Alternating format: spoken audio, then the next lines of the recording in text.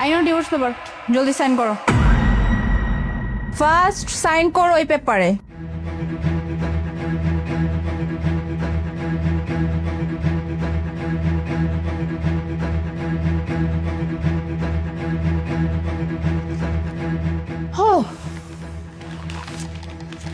Thank god, finally আমি এই বিয়ে থেকে নিজেকে মুক্তি করতে পারলাম।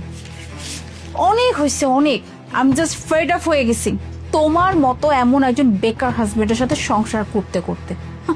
লজ্জা করে না? হ্যাঁ, কেমন হাজবেন্ড হইছো? নিজে দুইটাকে ইনকাম করতে পারো না, কিচ্ছু না, বাট বউয়ের ঘাড়ে বসে বসে খুব সুন্দর খাচ্ছ। হ্যাঁ, যখন যেটা লাগে সেটা চাচ্ছ। একটাবার চিন্তা করো না যে হ্যাঁ, আমি বিয়ে করছি, আমি আমার ওয়াইফকে চালাবো, সেখানে ওয়াইফ আমাকে উল্টা চালায়।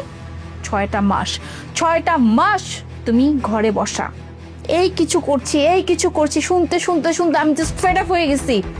আর এমনি তো গাড়িটা তো চলেই গেছে, কারণ লোনের গাড়ি ছিল, লোন তো দিতে পারতা না।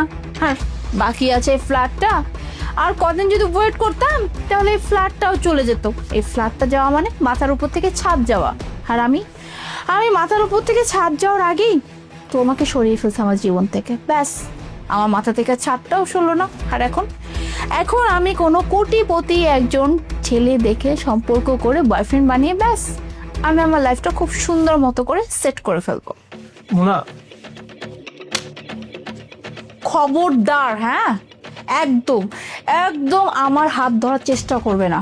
আমি তোমার ওয়াইফ না, আমাদের ডিভোর্স হয়ে গেছে। কোন সাহসে তুমি আমাকে টাচ করছো? হ্যাঁ, আর ফার্দার কোনোদিন এরকম কাজ করার আগে না দ্বিতীয়বার চিন্তা করবে।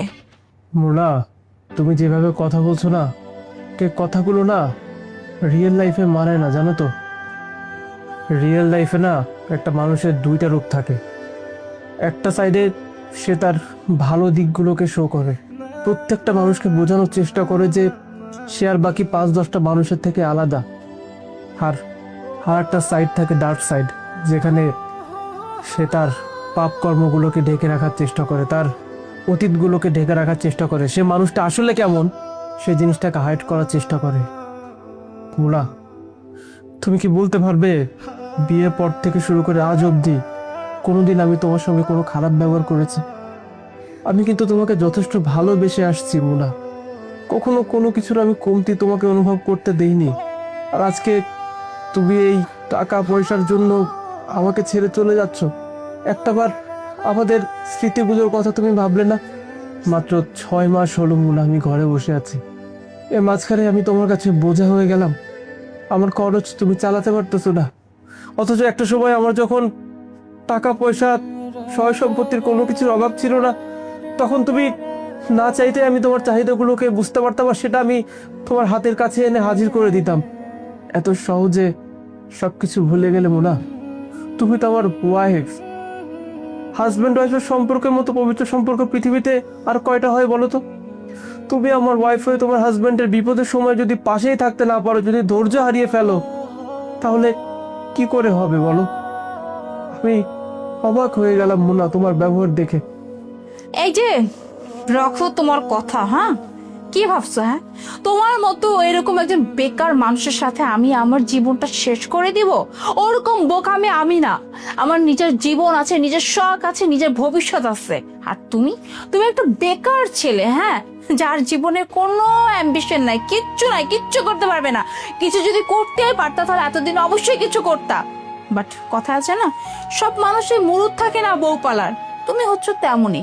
আসলে তোমার কোনো মুহূর্তে নাই বউ পালার, পালবে কি করে? টাকা নাই তো। হ্যাঁ, আর এর জন্য তো আজকে ডিভোর্সটা নিয়ে নিলাম। ব্যাস, এখন তুমি তোমার রাস্তায়, আমি আমার রাস্তায়। আর তুমি থাকো তোমার এই বেকার জীবন নিয়ে। আসলে তুমি বেকারই থাকবা, জীবনে কিচ্ছু করতে পারবে না। বাট আমাকে দেখবা, আমি আমার জীবনটাকে কোথা থেকে কোথায় নিয়ে যাই। অনেক কথা বললে তুমি, এবার আমি তোমাকে কিছু কথা বলি।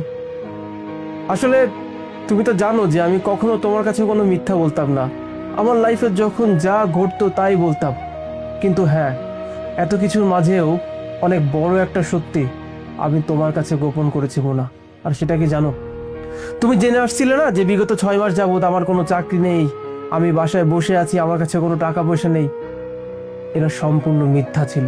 সত্যি তো এটাই যে বিগত 6 মাসে আল্লাহর রহমতে আমার প্রমোশন হয়েছে, আমার স্যালারিও বেড়েছে। আর ওই যে তুমি দেখতে না, আমি ল্যাপটপে সবসময় চাকরি খোঁজার বাহানা করতাম, অ্যাকচুয়ালি আমি ল্যাপটপে কাজ করতাম। যেখানে আগে আমাকে অফিসে যেতে হতো, কিন্তু এখন আমাকে ওয়ার্ক ফ্রম হোম করতে হয়। তোমাকে আমি বুঝতেও দিতাম না। আর মাঝে মধ্যে আমি তোমাকে বলতাম না আমি চাকরির ইন্টারভিউ দেওয়ার জন্য যাচ্ছি, সেদিনগুলোতে আমি কি করতাম জানো? অফিসে গিয়ে ইম্পর্টেন্ট মিটিং শেষ করতাম। এখন আমার কাছে আগের থেকে ডাবল টাকা, কিন্তু আফসোস আমার বউটা আমাকে চিনতে ভুল করলো। অ্যাকচুয়ালি আমার বন্ধু বান্ধব পরিবারের লোকজন ঠিকই বলতো যে তুমি মানুষটা মোটেও ভালো না, তোমার মধ্যে লোভ ভরা, তুমি শুধুমাত্র আমার টাকার জন্য আমাকে বিয়ে করেছিলে। আমি তাদের কারোর কথা বিশ্বাস করিনি, তাই ভাবলাম তোমার একটা টেস্ট নেওয়া যাক।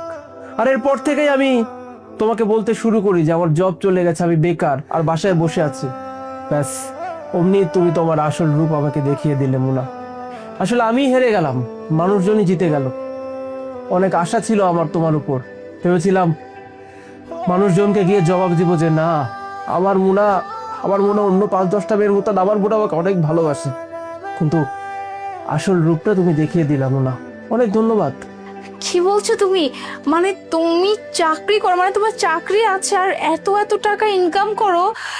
আচ্ছা সাজিদ, শোনো না, এরকম ঝগড়াঝাটি খুনসুটি সব হাজবেন্ড ওয়াইফের মাঝে তো হয়ে থাকে, তাই না?